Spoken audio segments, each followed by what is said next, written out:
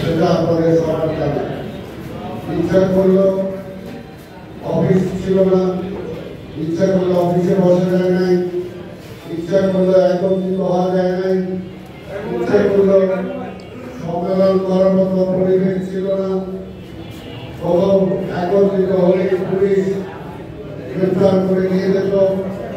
এখানে এমন কোন নেতা কর্মী বাদ নাই যার নামে অসংখ্য মামলা হয় নাই, যাকে অসংখ্য বার জেলে যেতে হয় নাই। আমাদের কেন্দ্রীয় নেতা থেকে শুরু করে সবাই বহুবার জেলে যেতে হয়েছে। কিন্তু আপনারা জানেন যে বিএনপি একটি গণতান্ত্রিক রাজনৈতিক দল। আমরা তারপরেও গণতন্ত্র চর্চা করার সবসময় চেষ্টা করেছি। শেখ হাসিনার আমলেও সে বারবার চেষ্টা করেছে বিএনপিকে একটি হঠকারী দল হিসাবে পরিচয় করিয়ে দিতে, হঠকারী রাজনীতির দিকে ফেলে দিতে।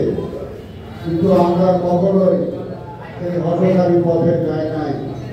আমাদের মূল নেতা শহীদ রাষ্ট্রপতি জিয়াউর রহমান, তার ঘোষণাই ছিল গণতন্ত্র, নির্বাচন। এই দুইটা ঘোষণার মধ্য দিয়েই আপনারা দেখেছেন যে 15ই আগস্টের পরে যখন দেশ অচল হয়ে গেছিল, ভাষা ছিল, কোন রাজনীতি ছিল না, গণতন্ত্র ছিল না, মৌলিক অধিকার ছিল না, আপনাদের সাংবাদিকদের লেখার বা বলার অধিকার ছিল না। সেই সময় যখন স্বাধীনতার পরে শহীদ রাষ্ট্রপতি জিয়াউর রহমানকে এই দেশের রাষ্ট্রক্ষমতার বসানো হয়, তখন তিনি সেই সময় যদি একজন রাজনৈতিক ব্যক্তি না হওয়ার পরও তিনি মনে করেছিলেন রাজনীতির কোনো বিকল্প নাই, রাজনৈতিক দলের কোনো বিকল্প নাই, রাজনৈতিক দল থাকতে হবে, রাজনীতি থাকতে হবে, গণতন্ত্র থাকতে হবে। তাই তিনি রাজনীতিকে মুক্ত করে দিয়েছিলেন, গণতন্ত্রকে মুক্ত করে দিয়েছিলেন। যে আওয়ামী লীগ শেখ মুজিবের হাত দিয়ে যে আওয়ামী লীগ ধ্বংস হয়েছিল, সে আওয়ামী লীগের আবার পুনর্জন্ম হয়েছিল শহীদ রাষ্ট্রপতি জিয়াউর রহমানের হাত দিয়ে। তাই আমরা বিশ্বাস করি গণতন্ত্রই একমাত্র আমাদের মুক্তির পথ।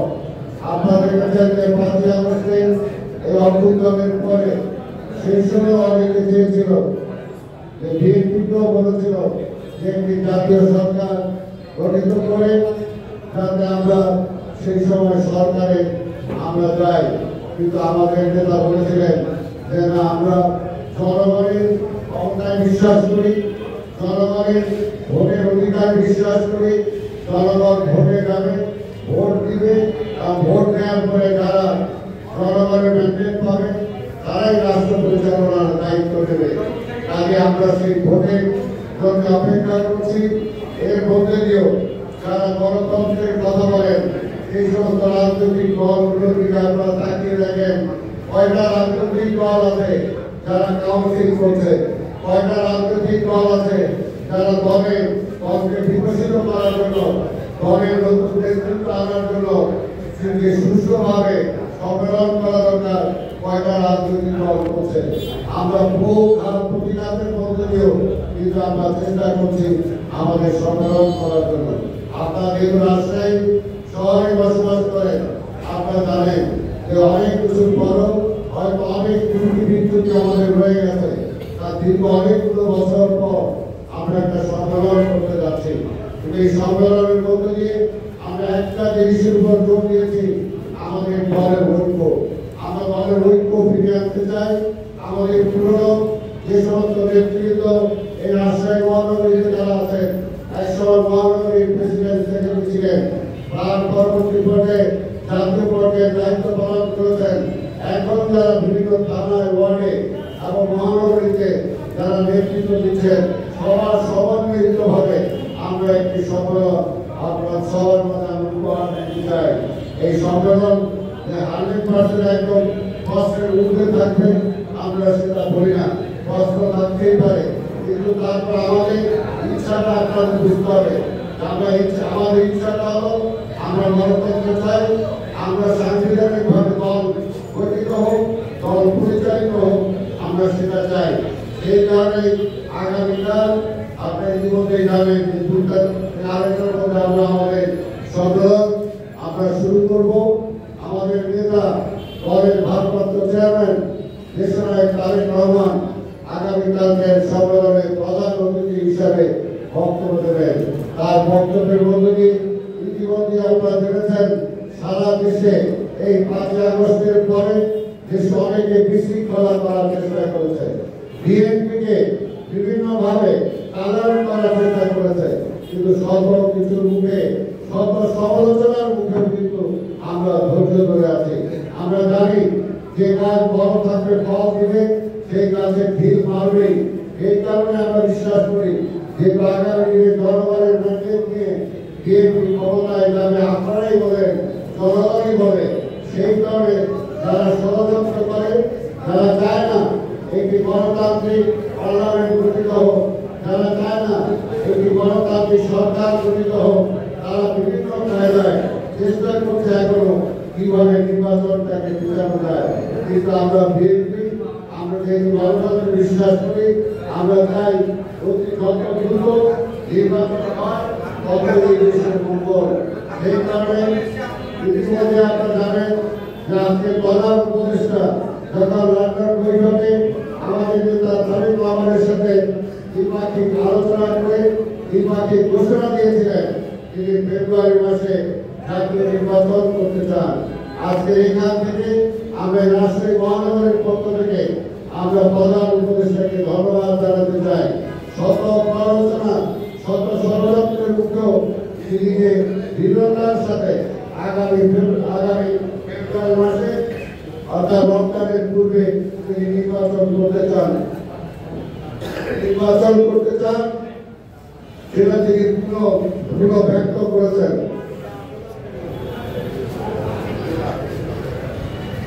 সেটার জন্য আমরা আমাদের দলের পক্ষ থেকে আমরা ধন্যবাদ জানাতে চাই। আমরা বিভিন্ন জেলায় আমাদের সম্মেলন হচ্ছে, বহু বছর পর আমি বললাম যে রাজশাহী মহানগরীতে ওয়ার্ডগুলো হয়েছে, থানাগুলো হয়েছে, মহানগরী হবে। আমি প্রথমেই কিন্তু আপনাদেরকে বলেছি যে 100% যদি আপনি মনে করেন একবারে নিখুঁতভাবে আমরা সব করতে পেরেছি, আমরা নিজেরাও কিন্তু সেটা দাবি করি না। কিন্তু আমরা চাচ্ছি গণতান্ত্রিক প্রচেষ্টা শুরু হোক। গণতান্ত্রিক প্রচেষ্টা শুরু হলে আস্তে আস্তে নতুন লিডারশিপ বের হয়ে আসবে।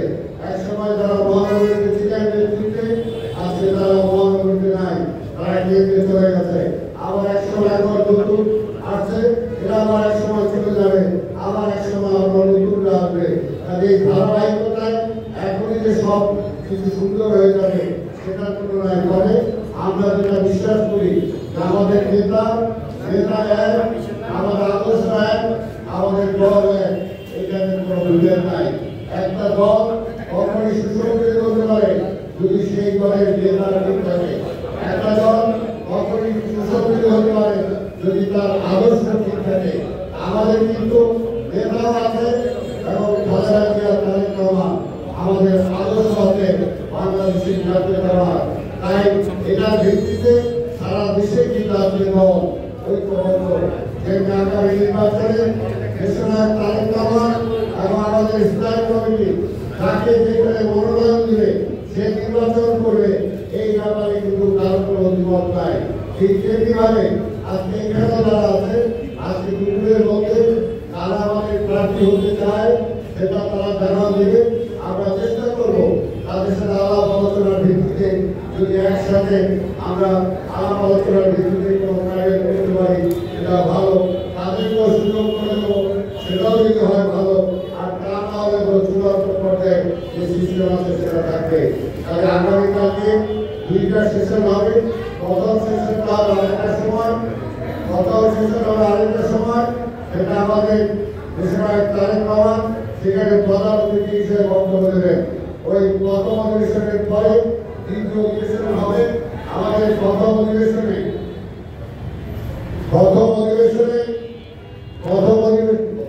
আমাদের প্রথম অধিবেশন যেটা হবে, সেই প্রথম অধিবেশনে আমাদের সকল সাবেক নেতা বর্তমান নেতারা বক্তব্য রাখবেন। এটা আমাদের